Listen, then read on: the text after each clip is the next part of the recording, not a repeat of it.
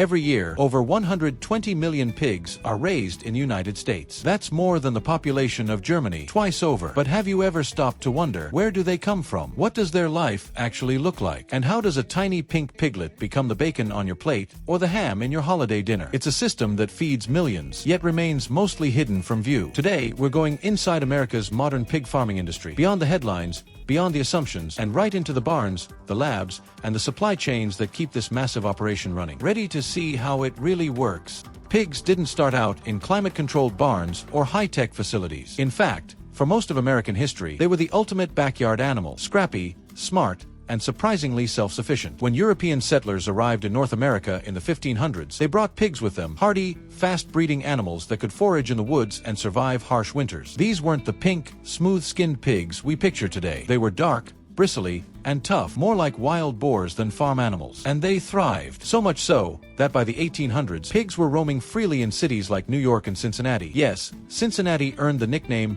Porkopolis because it processed more hogs than anywhere else in the country. Back then, farmers raised pigs on pasture, feeding them table scraps, corn, and whatever they could root up from the soil. But everything changed after World War II. As America industrialized, so did its farms. The demand for cheap, consistent meat exploded. Small family operations began to consolidate, and slowly, the image of the pig roaming a sun-dappled field gave way to something entirely new, the modern confined animal feeding operation, or CAFO. By the 1980s, over 70% of U.S. pigs were being raised indoors, on concrete, in climate-controlled barns, bred for maximum efficiency. The goal: predictable growth, uniform meat, and disease control. It wasn't just about economics, it was about feeding a growing nation. But as the scale grew, so did the questions. Was this the best way to raise an animal known for its intelligence, smarter than your average dog, by some measures? And what did this transformation mean for rural communities, for the environment, and for us, the people eating the pork? Those tensions still shape the industry today.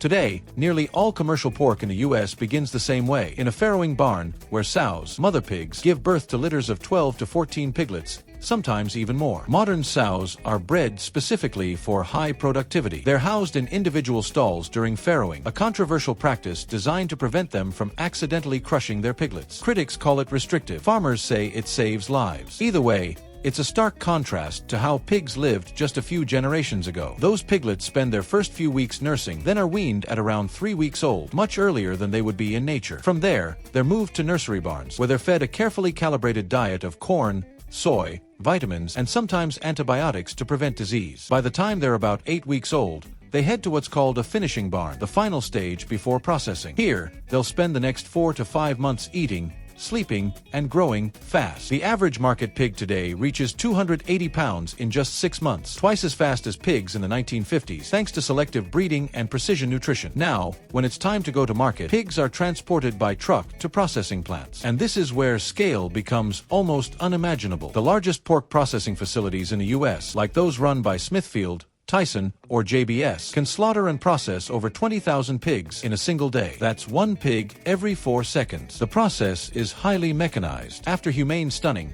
required by federal law, pigs are bled, scalded, de-haired, eviscerated, and split down the middle. Every part is used: hams, loins, bellies for bacon, even blood for pharmaceuticals, and bones for gelatin. Nothing goes to waste. But behind the efficiency, there's a human story too. Thousands of workers, many of them immigrants, keep these lines moving, often in tough, fast-paced conditions. And the rhythm of this entire system hinges on one thing: consistency. Miss a delivery window, the entire supply chain stutters. A disease outbreak, prices spike nationwide. It's a tightly wound machine, and it's always running. So how do farmers keep it all under control? That's where technology comes in. Walk into a modern pig barn today, and you might be surprised by what you don't see: mud, flies, open pens, or farmers shoveling manure by hand. Instead, you'll find something closer to a data center than a traditional farm. Temperature sensors keep the air at just the right humidity and warmth, because pigs can't sweat, and heat stress can kill them fast. Automated feeders dispense precise rations timed to the hour, adjusted by weight and age. Water lines deliver clean, filtered water 24/7. And cameras, they're not just for security. Some farms now use AI-powered systems to monitor pig behavior, spotting signs of illness before a human ever could. Even breeding has gone high-tech. tech. Thanks to artificial insemination, which is used on over 95% of commercial sows in the US, farmers can introduce genetics from elite boars without ever bringing animals onto the property. That cuts disease risk and boosts consistency. Then there's genomics. Companies now sequence pig DNA to select for traits like disease resistance, feed efficiency, and even meat tenderness. Think of it like 23andMe for pigs. And it's not just about the animals. Manure,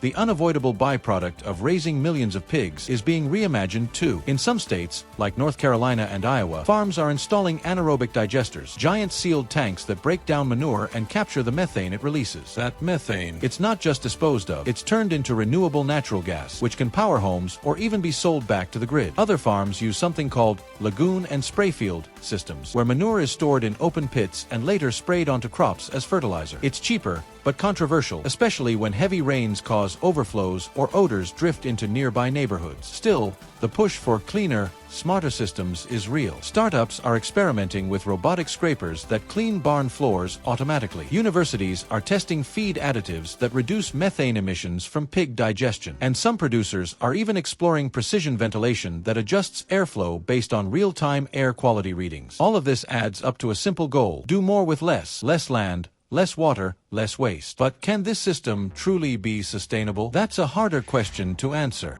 Let's talk about the elephant, or rather, the pig, in the room. Raising millions of pigs comes with a cost. And that cost isn't just financial, it's environmental. Pigs produce a lot of manure. One market weight pig generates about 11 pounds of waste per day. Multiply that by 120 million pigs, and you're looking at roughly 660,000 tons of manure every single day. Now, on a small farm, that manure could fertilize fields, close the nutrient loop, and support healthy soil. But in large-scale operations, the volume is so massive that it can overwhelm the land's ability to absorb it. In states like Iowa, North Carolina, and Oklahoma, where hog farms are concentrated, manure is often stored in massive open-air lagoons. These can hold millions of gallons. They're lined, but not always perfectly. And when hurricanes or floods hit, like they did in North Carolina in 1999 and again in 2018, those lagoons can breach, spilling waste into rivers and drinking water supplies. Even when things go as planned, the smell can be overwhelming for nearby communities, many of which are low-income or predominantly Black or Latino. Environmental justice groups have long argued that the burden of industrial hog farming falls unfairly on these populations. Then there's the issue of antibiotics. While their use has declined in recent years due to new FDA guidelines, pigs are still given low-dose antibiotics, not just to treat illness, but to promote growth and prevent disease in crowded conditions. That contributes to the rise of antibiotic-resistant bacteria, a global public health threat. And let's not forget greenhouse gases. While pigs don't emit methane the way cows do,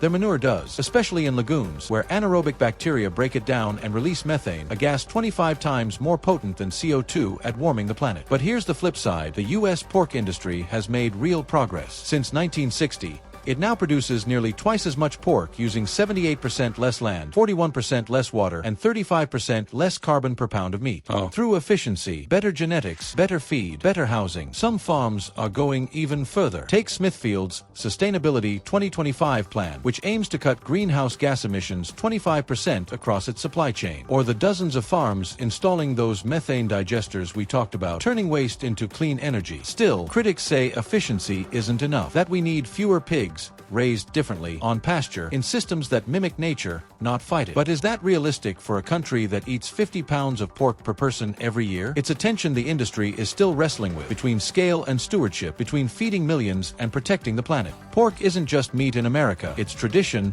identity, and livelihood. From pulled pork sandwiches in the Carolinas to smoked ribs in Kansas City, from tamales in Texas to Sunday roast in rural Ohio, pork is woven into the fabric of American food culture. In fact, the U.S. is the world's third largest pork producer, behind only China and the European Union, and it exports more pork than any other country on earth. That's not just about taste, it's about economics. The U.S. pork industry supports over 500,000 jobs, from farmhands to truck drivers to meat scientists. It contributes more than $23 billion to the national economy every year. And for many rural communities, especially in the Midwest, hog farming isn't just a business, it's the heartbeat of the town. Take Iowa. It leads the nation in pork production, home to over 25 million pigs, nearly one for every person in Texas. In counties like Wright or Hancock, you'll find generations of families who've raised hogs for over a century. These aren't faceless corporations. Many are family-owned farms that contract with larger companies to manage risk and access markets. But it's a fragile system. Pork prices swing wildly based on global demand, feed costs,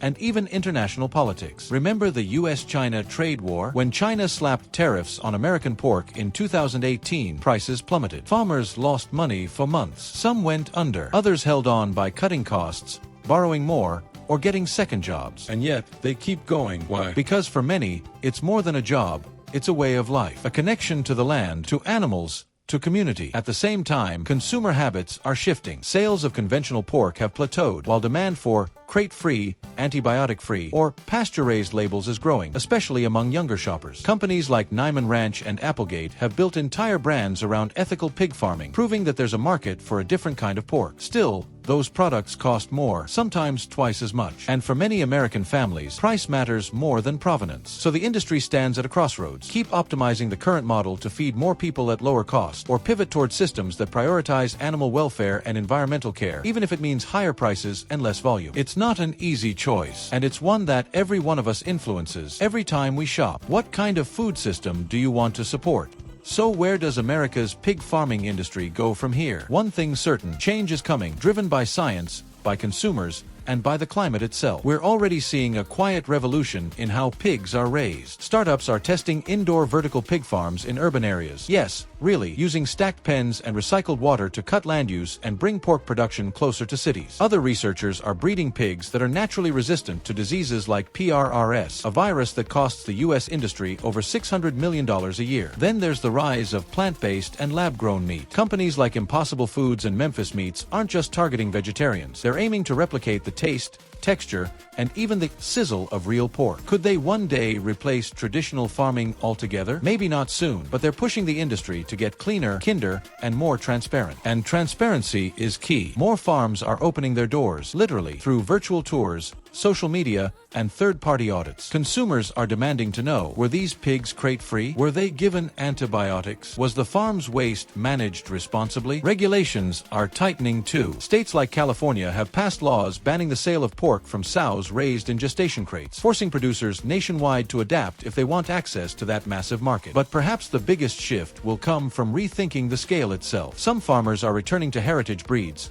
like Berkshire or Duroc, that grow slower but have richer flavor and better welfare outcomes. Others are integrating pigs into regenerative agriculture systems, where they rotate on pastures, improve soil health, and coexist with crops in a closed-loop ecosystem. It's not as efficient as a CAFO, but it's resilient. And in a world of climate shocks and supply chain disruptions, resilience might be the most valuable trait of all. The future of pig farming won't be one size fits all. It'll likely be a patchwork. Industrial farms feeding millions at low cost, niche producers serving conscious consumers, and everything in between. What ties it all together? A simple truth: pigs are more than protein. They're intelligent, social creatures that have shaped our history and will continue to shape our future. How we choose to raise them says a lot about who we are. If this deep dive into America's pig farming industry surprised you or challenged what you thought you knew, you're not alone. It's a complex world full of trade-offs, innovations, and real people trying to do their best in a system that's always evolving. So what do you think? Is modern pig farming a triumph of efficiency or in need of a serious reset? Drop your thoughts in the comments. We read every single one. And if you found this video eye-opening,